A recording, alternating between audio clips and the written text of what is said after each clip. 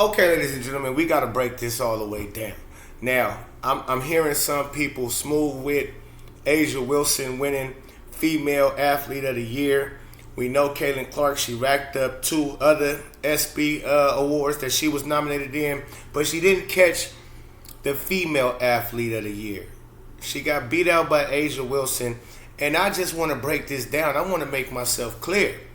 I know I did a video about Angel Reese's nasty McDoubles, oh my God, and Asia Wilson winning that award.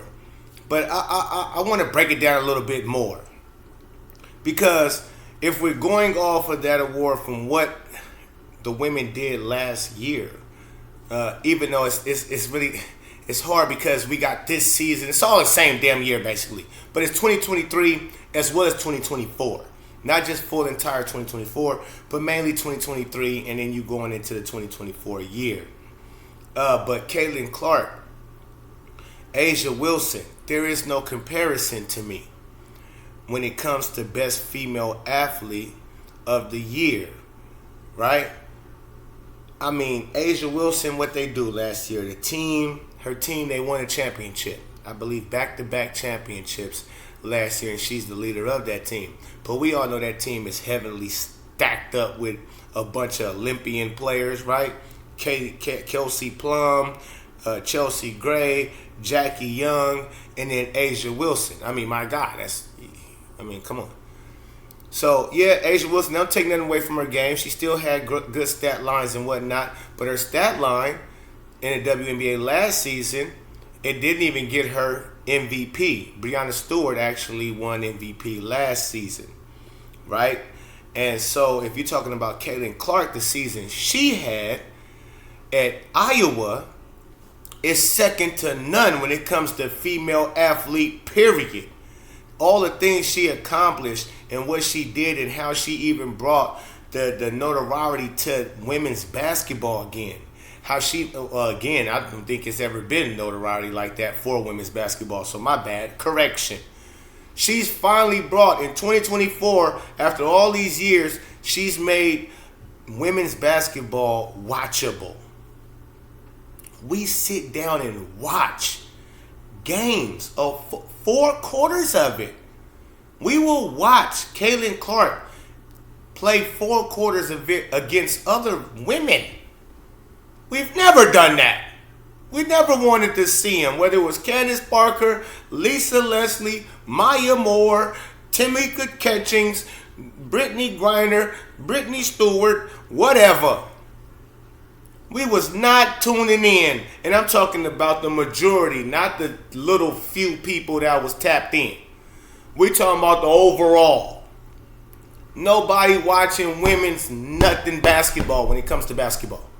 If you ain't got a tennis skirt on and you out there like Serena and Venus, if you ain't out there on a golf course or even maybe the soccer field. But basketball, nobody's ever wanted to tap into women's basketball until now. Especially after last year. What did she have? 14 million views in the LSU game where she gave them 40. Where she gave Angel Reese and LSU 40. And then turn around and go to the championship game and gave them 30-something. The year before, I mean, that's just last year. You see what I'm saying? And her numbers breaking Pistol Pete record. The man averaged 44 points a night. And she broke that record. That was a record that damn near couldn't be broken. It's been held up since, what, the 50s, 60s when he broke that record? My God. And Caitlin Clark comes along in 2024 and breaks that record. Let's not even talk about Kelsey Plum. That's easy work. That was easy work for Caitlin Clark. Let's talk about the Pistol Pete, the one that's been held at the top for many, many, many moons. She broke that record last year on top of the most assists a college women's player have ever had. So you scoring and assisting at the most highest level of all time? That means points is getting put up when you're on the court. That's crazy. Just think of, let this sizzle in your spirit. She led the NCAA in assists, women's, and led them, women and men, in points. So out of a career at Iowa, you accounted for so many points scored. Not and rebounds on top. She averaged a nice amount of rebounds too. But you win game by scoring points. And for her to be the head of that, and it was winning. On top of she winning while she doing it. It ain't just empty stats and she just putting up crazy numbers and they not getting nowhere. No, they didn't win the championship, but to get back-to-back national title appearances, we all know March Madness, you can fall off. You can be a number 1 seed and fall off before the Sweet 16. Because it's a one-shot banger. It's a one game. This ain't no series. So you can slip up and get slapped. Even as if you're a top-notch team. But Caitlin, no. She willed her team to 2 straight national titles. Appearances. Not titles, excuse me. 2 national game appearances. Y'all know what I'm talking about. And changed the whole game, the trajectory of the women's basketball from college and now the WNBA. And you give the Female Athlete of the Year award to A'ja Wilson, who nobody knew last year, except for the casual WNBA fans, which is not that many, which proof is in the pudding on that. It was only the top all-star voter last year only got 95,000 votes. 95,000 votes.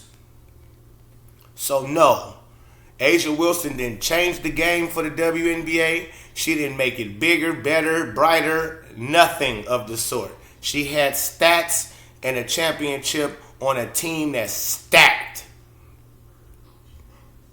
So that's what we gave her the the Athlete of the Year award for. And then she keep pulling the race card. She liked to play the race card a lot. So her character is questionable. Her character is even questionable. And that's who we want to give the Female Athlete of the Year. Come on, knock it off. Of course you got to give the college. See, the other 2 awards, the best college athlete, women's college, of course. That's a no-brainer. But the ultimate award was to recognize Caitlin Clark for what she has really done for the sport and everything, for the women's basketball all around the board. And not just because she's popular for no reason. Her numbers from what she did in college last year is off the charts. So she should have won on all of that, all of the above. The fact she changed the game, she's the most polarizing athlete to me on the planet right now today, as we speaking. And A'ja Wilson is an afterthought, if anything. Yes, again, who cares you MVP? Your game is basics. Better off hitting balls, running bases. Caitlin the Joker, the wall you aces. DT the face of the league, it need a facelift. Ancient, old news don't make me open old wounds. In my oohs out, sure swoops. Boy, I can't make this shit up, man. And I figured ESPN, the ESPYs would rob Caitlin Clark out of one of those awards. I knew they out of one of those awards. So I'm not shocked. I just wanted to bring it to light to the people. How A'ja Wilson, who the majority of people watching WNBA basketball right now, didn't know who that girl was until a few months ago. And we only knew who she was a few months ago because she jumped out the window playing a race card hatred against Caitlin Clark, telling her she only popular because she white and she deserves a shoe deal, but black women aren't marketable. Wrong. Get out of here. Knock it off. Let me know what y'all think in the comments, man. It's the Pope. Peace and love. I'm out.